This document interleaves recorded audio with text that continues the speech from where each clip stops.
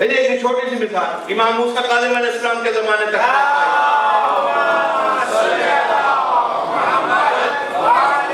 ایک شیطان ہارون شیطان ہے اس زمانے کا، سمجھ رہے یہ معصوم ہے، کمزور ہے، ہم جیسا ہے، جب چاہیں ہم ان کی نسلوں کو اٹھا کے زندانوں میں ڈال دیتے ہیں، جب چاہیں زہر دے دیتے ہیں، جب چاہیں قید کر دیتے ہیں۔ اب وہ باطن معصوم کو نہیں سمجھ سکے، ظاہر میں دیکھا کہ مجبور ہو جاتے ہیں، چونکہ اللہ کی مشیت کے وہ جاننے والے تھے، یہ نہیں دیکھا کہ جو کچھ وہ کر رہے ہیں جتنا اظہار صبر ہے وہ مشیت سے واقف ہونے کے سبب ہے، کیونکہ مشیت صبر مانگ رہی ہے۔ ورنہ اگر یہ چاہیں لوگ کچھ کہتے ہیں علی مرتضیٰ نے میرے مولا نے فلاں کے مقابلے میں تلوار کیوں نہیں اٹھائی؟ بھئی علی کو لوگ اپنے جیسا سمجھتے ہیں، جیسے ہمیں بات بات پہ طیش آتا ہے، ہم یہ نہیں سمجھتے کہ اللہ کیا چاہتا ہے، ہم کیا چاہتے ہیں۔ علی جب بھی تلوار اٹھاتا ہے پہلے اللہ کی مشیت کو دیکھتا ہے، اگر آج وہ جنگ چاہتا ہے تو علی جنگ کرے گا، اگر وہ آج معصوم کو مظلوم دیکھنا چاہتا ہے تو معصوم اپنے آپ کو مظلومیت کے سپرد کر دیتا ہے، کسی کو مشیت پہ عمل کرنا چاہتا ہے۔ اچھا اب یہ بات امام موسیٰ کاظم علیہ السلام کا زمانہ، ہارون تخت پہ ہے، اور کسی کا تخت پر ہونا اس بات کی دلیل نہیں ہے کہ وہ اپنے زمانے کا شیطان نہیں ہو سکتا۔ اس کی بیوی زبیدہ تاریخ کا واقعہ ہے، مومنہ ہے، معرفت رکھتی ہے، معصومین پہ ایمان ہے۔ اب بہلول نے لوگوں نے سمجھا دیوانہ ہے، زبیدہ بہلول شناس تھی، وہ سمجھتی تھی کہ زمانے کے سارے فرزانوں سے فرزانہ ہے، دیوانہ نہیں ہے، دیکھنے میں دیوانہ ہے۔ اس نے مٹی کے گھر بنائے، مٹی کے گھر بنائے بیچ رہا ہے، لے لو یہ جنت کے گھر ہیں، یہ جنت کے قصر ہیں۔ زبیدہ گزری، پوچھا کہ کیا قیمت ہے، ایک قصر لینا چاہتی ہوں، کیونکہ جانتی تھی ظاہر کو نہیں دیکھتی اس کا تعلق کس سے ہے بہلول کا۔ اگر یہ کہنا تو یہ مٹی کا گھر، یہاں بھی گھر مٹی کا ہے، لیکن مٹی کے گھر کی باطن کیا ہے، اس کا باطن کیا ہے جانتی ہے، اس لیے کیونکہ شیطان کی ہم عقیدہ نہیں تھی، اس لیے باطن کو دیکھ کر گھر خریدا، قیمتی ترین ہار، جواہرات سے مرصع ہار قیمت میں دیا، گھر خرید کیا، جنت کا گھر خریدا، ہارون کے محل میں آئی۔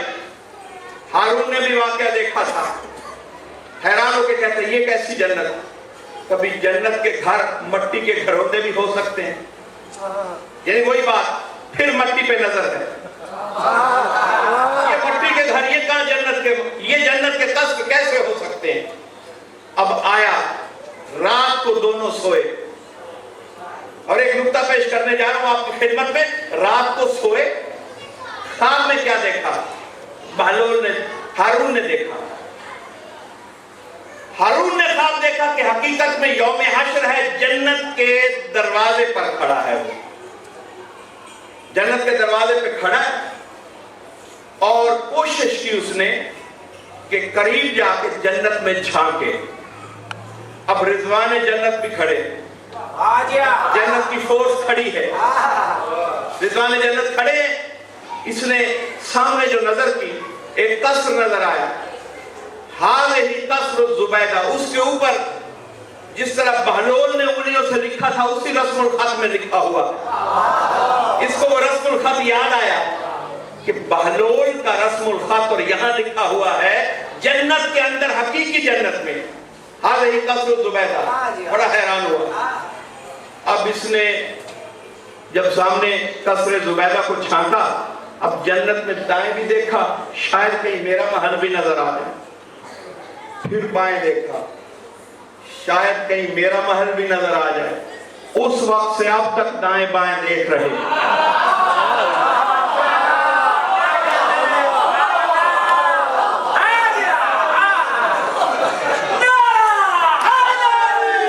شاید محل نظر آ جائے، جسارت کی، قدم اٹھائے، بڑھ کے کوشش کی، داخل ہو جائے محل میں، جنت کا رضوان ہے، خبردار کون ہو، اندر قدم کیوں رکھ رہے ہو؟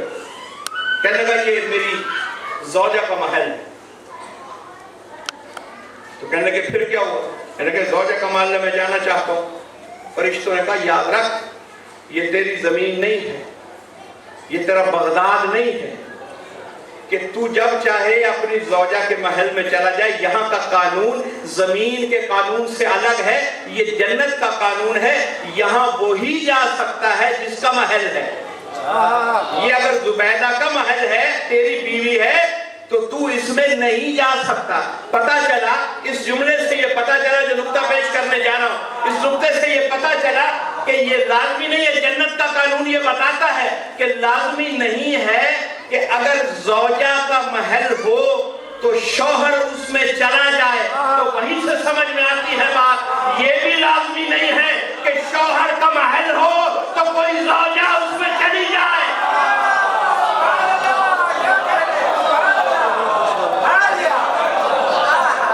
یہ بھی لازمی نہیں ہے، وہ بھی نہیں جا سکتی۔ بھائی فرعون، آسیہ کا محل ہو، فرعون نہیں جا سکتا۔ بی بی آسیہ کا محل ہو، فرعون نہیں جا سکتا، طے ہے یہ بات۔ ہارون کا محل، زبیدہ کا محل ہو، ہارون نہیں جا سکتا۔ جناب نوح کا محل ہو، بیوی نہیں جا سکتی چاہے امت کی ماں ہو۔ بھئی یہی بات ہے۔ دیکھیے اسلام میں میں نے یہ جو آیت پڑھی تھی، اِنَّ أَكْرَمَكُمْ عِندَ اللَّهِ أَتْقَاكُمْ، بس 5 منٹ اور مجھے عطا کر دیں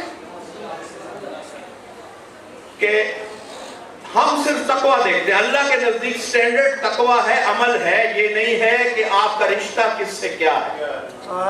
آپ اپنے نفس کو کسی کے لیے کتنا قربان کرتے ہیں، یہی محبت کا امتحان ہے۔ ہمیں جو دعوت دی جاتی ہے محبت اہل بیت کی، ہمارا بھی یہی امتحان ہو رہا ہے کہ ہم اپنے نفس کی خواہشوں کو آل محمد کی خواہشوں پر کتنا قربان کرتے ہیں۔ اور اگر ہم یہ امتحان پوری طرح نہیں دیتے تو ہم ناکام ہیں۔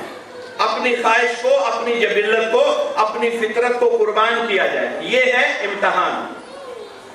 اور دیکھیے امتحان کیسا، اصحاب کہف،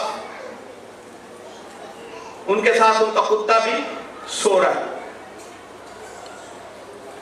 اب اللہ نے اعلان کیا کہ وہ بھی جنت میں جائے گا۔ کیوں؟ حالانکہ کتا وہ نجس العین ہے کہ اگر کسی برتن کو چاٹ جائے تو 2 مطہرات سے اسے پاک کرنے کی ضرورت پڑتی ہے۔ اتنا نجس العین۔ اب کتا اتنا نجس العین ہے، کوئی کتا جنت میں نہیں جا سکتا۔ ایک کتا کیوں جا رہا ہے؟ بارے کبھی یہ تیری شریعت، یہ تیرا فیصلہ،